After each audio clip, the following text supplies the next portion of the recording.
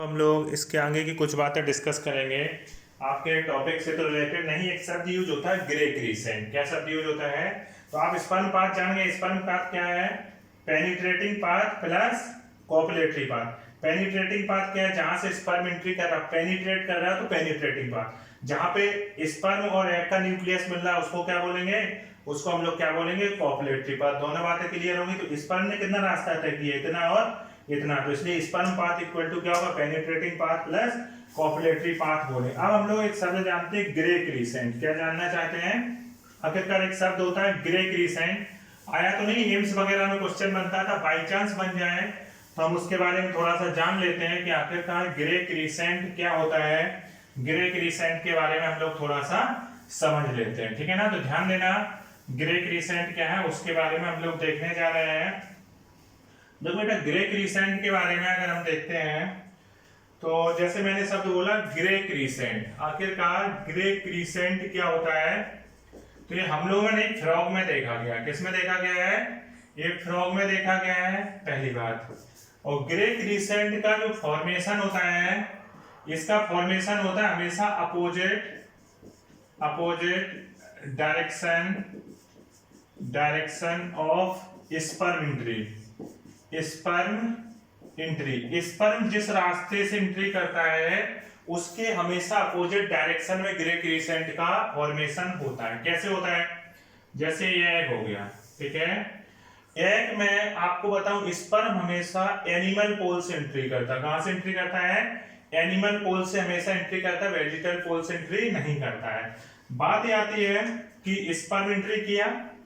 अब स्पर्म जब एंट्री, जैसे यहाँ पे क्या होते हैं, मान लीजिए मेलानिन के ग्रेन्यूल्स भरे रहते हैं। क्या भरे रहते हैं? ये मेलानिन भर दिया मैंने। क्या कर दिया? ये मैंने मेलानिन कर दिया, ओके। ये ऊपर हो गया एनिमल पोल और नीचे हो गया वेजिटल पोल। ये मान लो वेजिटल पोल हो गया, ये ऊपर एनिमल पोल हो गया, ठीक है। अब ये क्या है? मेलानिन के ग्रेन्यूल्स मैंने भर दिए, ठीक है ना।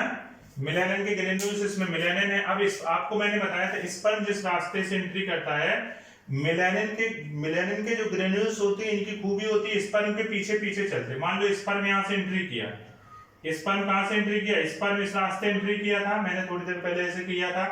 स्पर्म ऐसे एंट्री किया, फिर इस तरह ऐसे घूमता है, याद होगा। स्पर्म एंट्री किया, स्पर्म क्या हुआ? ऐसे रोटेट हुआ। यहाँ पे आपको याद होगा कि यहाँ पे आपको याद होगा ये पेनिट्रेटिंग पाथ था और ये क्या था? कॉपुलेटरी पाथ था कि नहीं था? अब होता क्या है कि जो आपके ये मेलानिन के ग्रेन्यूल्स है, जैसे स्पर्म यहाँ से एंट्री किया तो ये जो है इसके ऐसे ऐसे पीछे पीछे आएंगे। ये कैसे कैसे आएंगे? ये इसके ऐसे पीछे पीछे आएंगे। ये ऐसे एंट्री किया, इसके पीछे पीछे आएंगे। तो क्या हो जाएगा? जब इसके पीछे पीछे आएंगे तो ये एरिया खाली होता जाएगा कि नहीं होता जाएगा? ये एरिया जो है ये खाली होता जाएगा और मेलानिन के ग्रेन्यूल्स यहाँ से हट जाएंगे। ये जो एरिया खाली होता जाएगा, ये ग्रे कलर का नजर आता है, इसे क्या बोलते हैं? ग्रे क्रीसेंट बोलते हैं। क्या बोलते हैं? हम लोगों ने फ्रॉग में देखा तो ग्रे क्रीसेंट। स्पर्म कहां से एंट्री किया? यहां से एंट्री किया, तो स्पर्म की एंट्री करने की रास्ता ये है। और ग्रे क्रीसेंट कहां बन रहा है? ग्रे क्रीसेंट दूसरी डायरेक्शन में बन रहा है नहीं? तो ग्रे क्रीसेंट फ्रॉग में देखा, ये ग्रे क्यों नजर आता है? मेलानिन यहाँ चले जाते हैं, इसके पीछे पीछे ऐसे घूम जाएंगे। मेलानिन तो ऐसे राउंड मार देंगे ना, तो मेलानिन ऐसे आता जाएगा तो यहाँ से हटता जाएगा। तो जो एरिया ग्रे नजर आए उसे हम लोग बेटा क्या बोलते हैं? उसे हम लोग बोलते हैं ग्रे क्रीसेंट। कोई दिक्कत तो नहीं ना। अब हम लोग पढ़ेंगे एम्ब्रियोनिक डेवलपमेंट। अब हम लोग क्या पढ़ेंगे? एम्ब्रियोनिक डेवलपमेंट पढ़ेंगे। तो उसी में हम लोग इम्प्लांटेशन और ये सारी बातें हम लोग उसमें कर लेंगे। ग्रे क्रीसेंट आप लोग जान गए।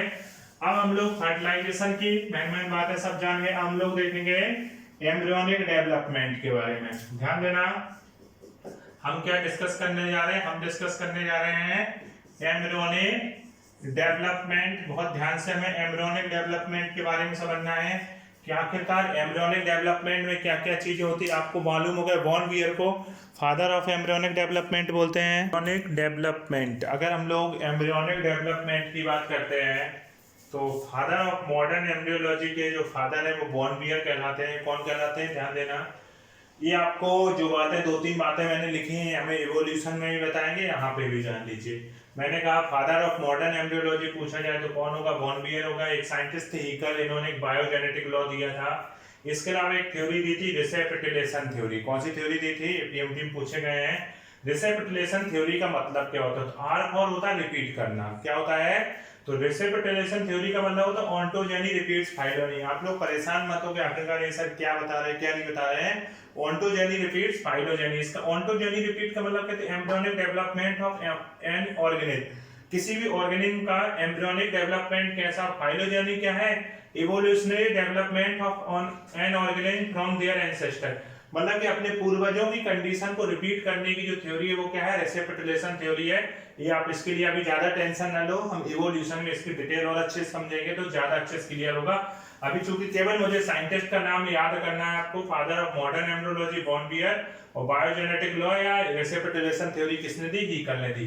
तो ये सारी बातें जो मैंने लिखी हैं आपको इवोल्यूशन में और अच्छे से क्लियर हो जाएगी। नेक्स्ट बात आती है इवोल्यूशन, जो एम्ब्रियोनिक डेवलपमेंट में कौन कौन सी प्रोसेस होती है, कौन कौन सी प्रक्रियाएं होती हैं। एक तो होता है क्लीवेज, क्लीवेज का मतलब होता है सेल्स का जो डिवीजन। एक तो क्लीवेज प्रोसेस होती है, उसके अलावा मोरला होती है, उसके अलावा ब्लास्टला आती है, इम्प्लांटेशन होता है, उसके अलावा गैस्ट्रुला स्टेज आती है।